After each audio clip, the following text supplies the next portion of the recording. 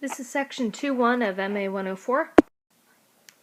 For number 15, we are asked to plot the following points. Point A is 5, 0. For any point, the x-coordinate is first and the y-coordinate is second, meaning that if we start at the origin at 0, 0, the first value tells us how far to move horizontally. Positive 5 would mean we start at the origin and move 5 in the positive horizontal direction. The 0 tells us how far to move vertically. Since we're not moving at all, the horizontal motion to the 5 is all we need to do. To plot point A then, this would be 5, 0. Point B is 3, negative 2. We start the same way at the origin.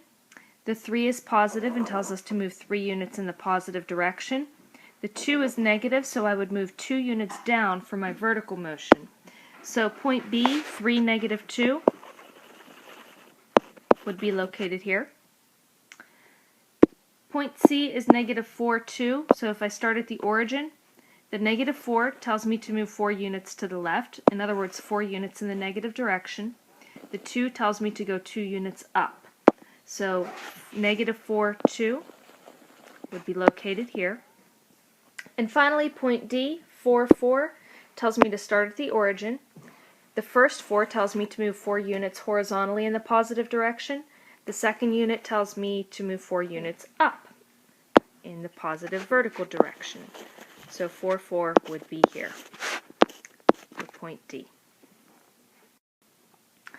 We're plotting 4 more points in number 17. 0, negative 2 tells us to start at the origin. We move 0 units horizontally and 2 units down vertically. So the point 0, negative 2 would be right on the y-axis. I guess I didn't give these letters. Let's say this is point A, B, C, and D. It'll be easier to talk about them that way. Point B is negative 1, negative 3. So again, we start at the origin. The first number tells us to move 1 unit in the negative direction. The second tells us to move 3 units in the negative direction, horizontally and vertically, respectively. So negative 1, negative 3 is located here. 4, negative 5, I would start at the origin. The 4 is positive, which puts me here. The 5 is negative, which puts me down here. So 4, negative 5 is located here. And finally, negative 2, 1, start at the origin. 2 units in the negative direction, 1 unit in the positive direction. There's my point D. For number 19, I'm reflecting these points. I'm reflecting them through the y-axis. Recall that the x-axis is horizontal and the y-axis is vertical.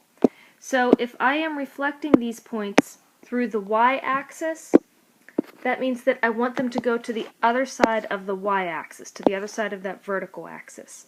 So if I reflect the point 2, 4, here's the point 2, 4. It's already 2 units away from the y-axis to the right. If I reflect it, it will be 2 units from the y-axis to the left. It will still stay the same distance up, the same distance from the x-axis. It will just move to the other side. So if I locate that, let's see, I still want to stay that same distance up, but instead of going 2 units to the right off of the y-axis, I will go 2 units to the left. So that will put me here. And we can call that A prime. So the point A prime would have coordinates of negative 2, 4. In other words, a reflection through the y-axis changes the x-coordinate. It changes it from a positive 2 to a negative 2. The y-coordinate stayed the same. The x-coordinate changed signs.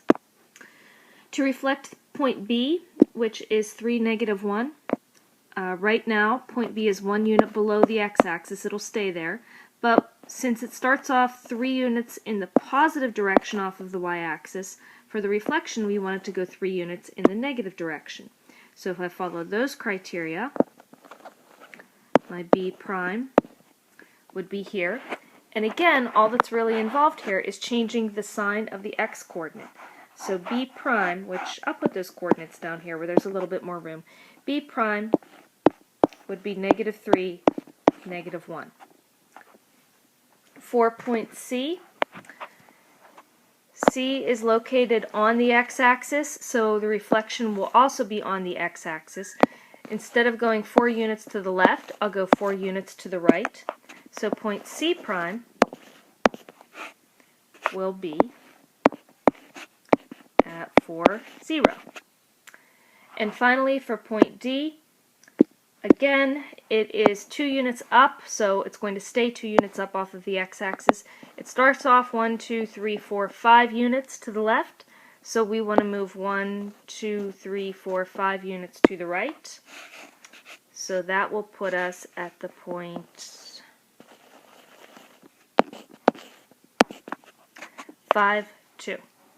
So D prime is at 5, 2.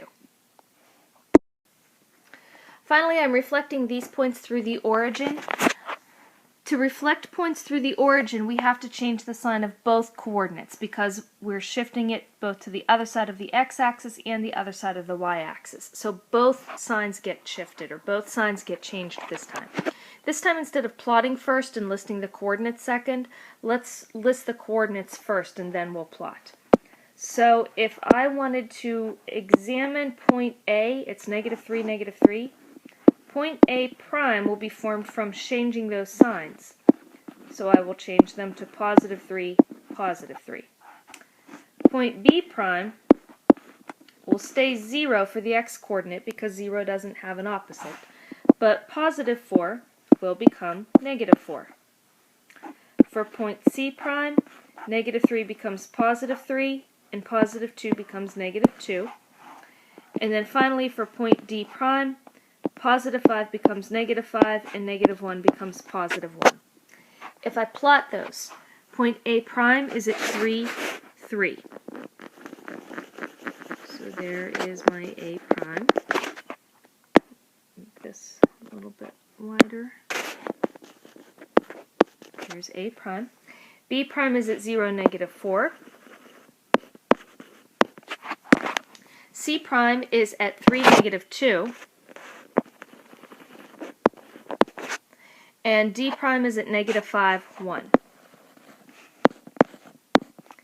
If you notice, reflecting a point through the origin means that if you connect the original point with its reflected point, that connection will pass straight through the origin. It works for all of these points. If I connect B and B prime, I pass through the origin. If I connect C to C prime, I pass through the origin. If I connect D to D prime, I pass through the origin.